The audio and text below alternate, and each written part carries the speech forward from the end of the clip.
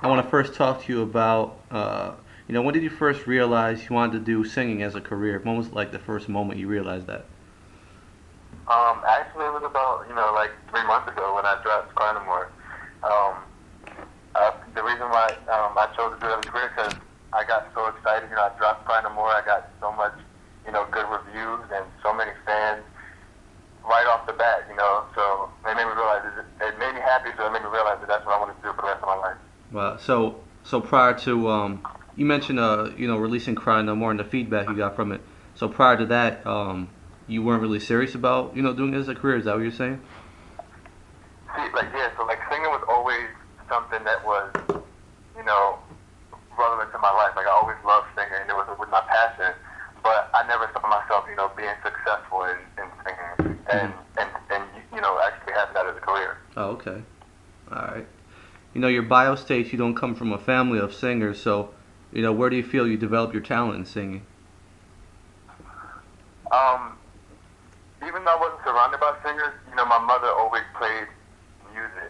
She was a lover of music. So even though she can't sing herself, she always played all types of music, whether it was R&B, Spanish music. She played everything. So I feel like because she played so much, I always try to mimic the artist that she was playing. Hmm. Okay.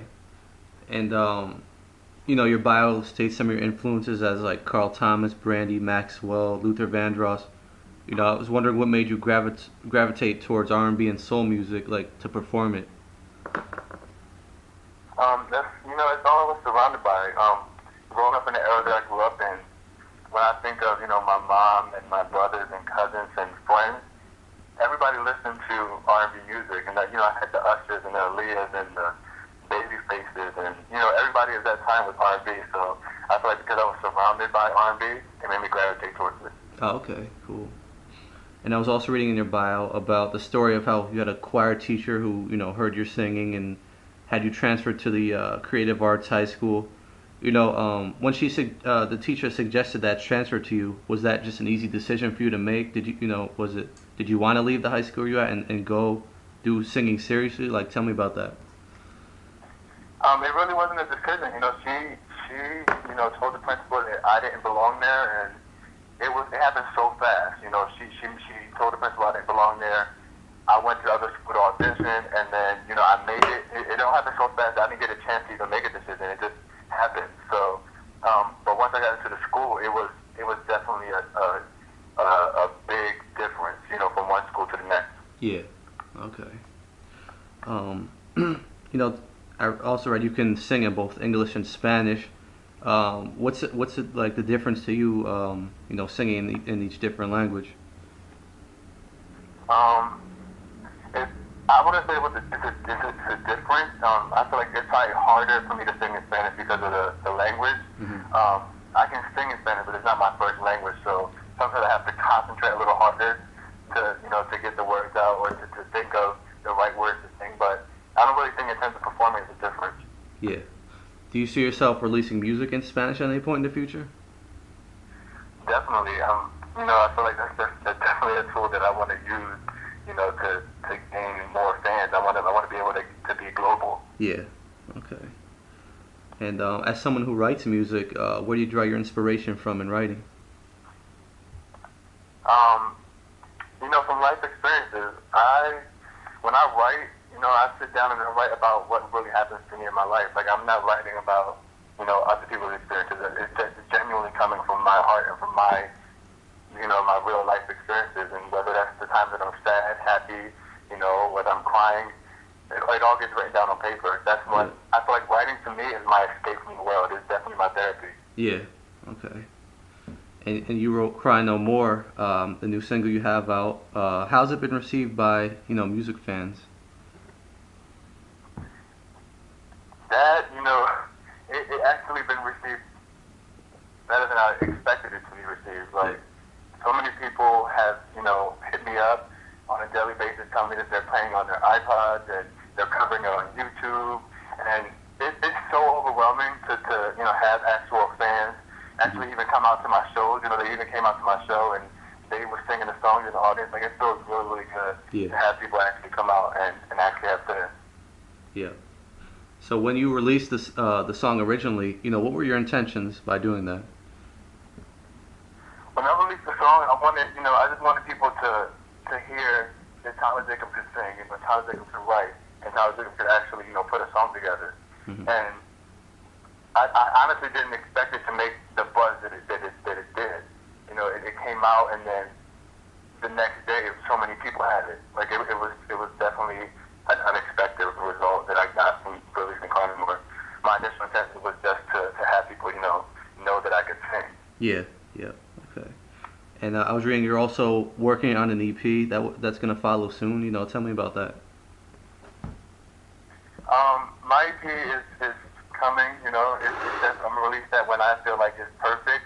I don't want to put a time frame on when I'm gonna release it, but right now I'm definitely working on it. It's already a lot of stuff that's done for it, but when I feel like it's perfect is when I'm gonna release the EP. Yeah, But there's a lot of music, that's not even on my EP that's gonna be released.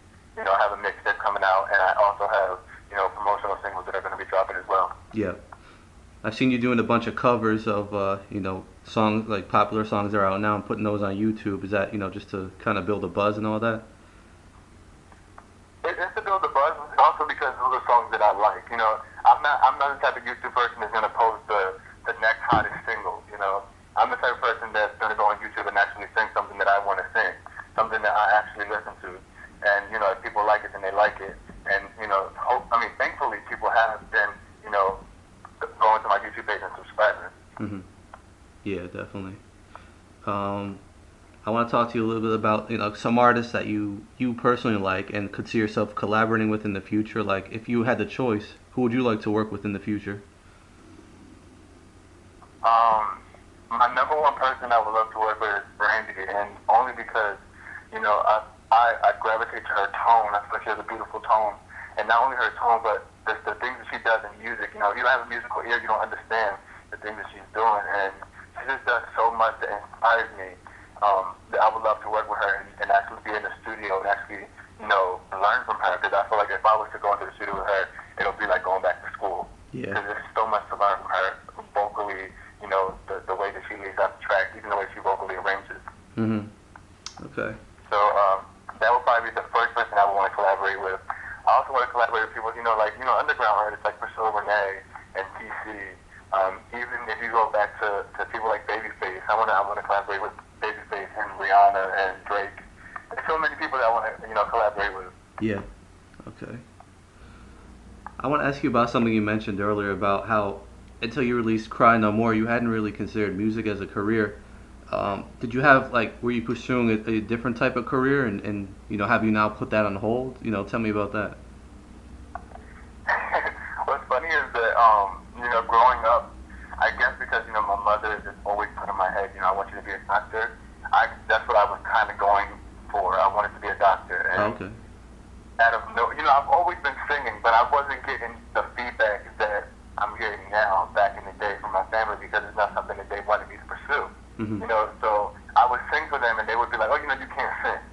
Or, this is not a career for you. Huh. So, they kind of pushed in my head that I'm going to be a doctor, I'm going to be a doctor, I'm going to be a doctor.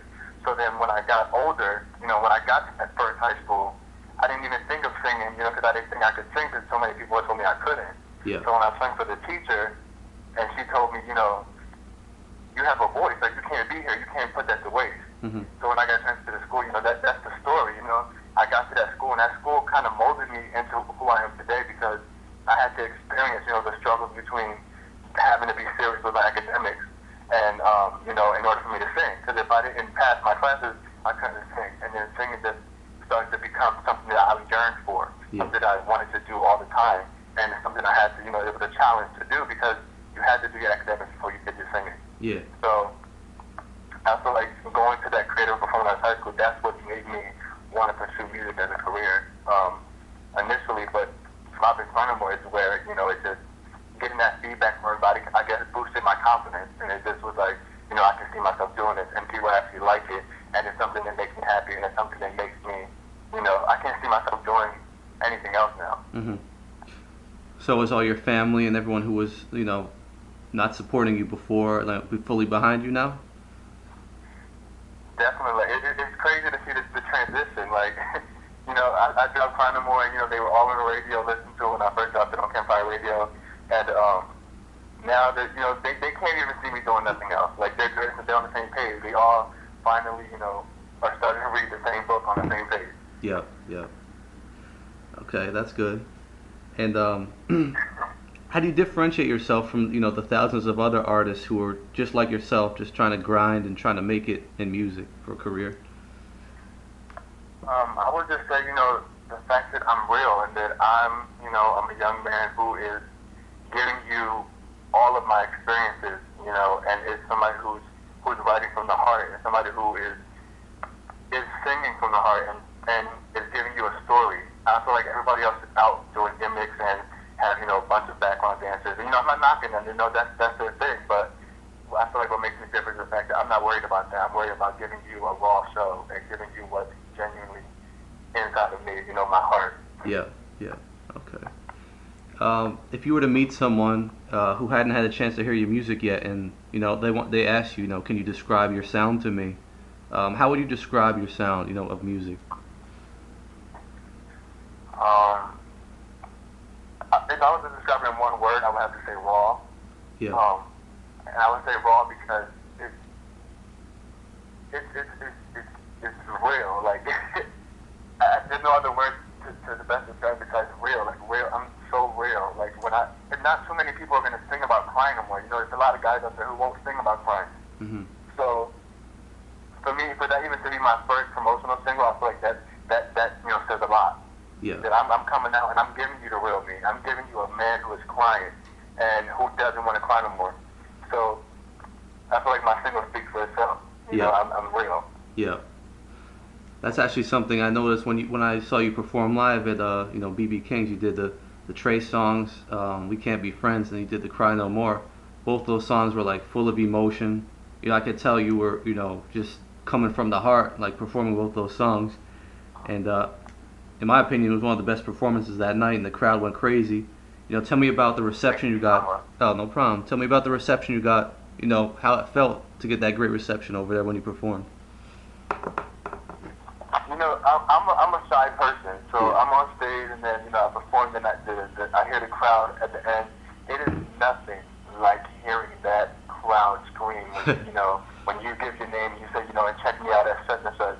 Yeah. And then all you hear is scream. You can't even speak because they're screaming over you. Yeah. And then to hear somebody actually screamed, I love you, Tyler. And like to me, the feeling I get, like it makes me emotional. Like I get so emotional. I went backstage and I'm like so excited. I was on such an adrenaline high that I couldn't even speak. Like I was telling my manager, like, oh my God, I can't believe people loved it. And then I still give good reviews about it today. People post videos up and. On my YouTube, we posted it about 5 days ago. It's already almost at 300 views, and I think it's great. Yeah. It's something that is not a hit. I'm not somebody who's famous yet, and I'm getting so many hits. Like I just think it's definitely an overwhelming feeling. Yeah. One thing I noticed about your performance, I couldn't tell you were shy. You look very focused, like very determined up there. You look very, poised and almost polished. How many shows have you done, since you started performing and, all that? BB King was actually my first performance. Like, that was my first. Oh, wow.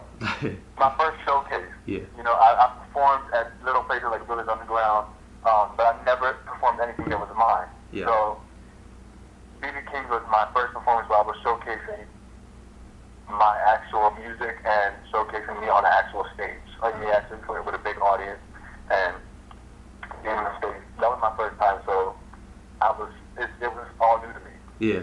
Wow. Very cool. That's actually all the questions I had for you, man. Is there anything else you'd like to add? First, I want to thank, YouKnowIGotSoul.com for continuously showing me love and support. Definitely. And also, I have a show December 5th at Club Iguana if anybody wants to come out and, definitely show me love. All the information will be on my website, which is, TylerJacobMusic.com. Also, my YouTube, youtube.com/TylerJacobTV. And, that's about it. Thank you again.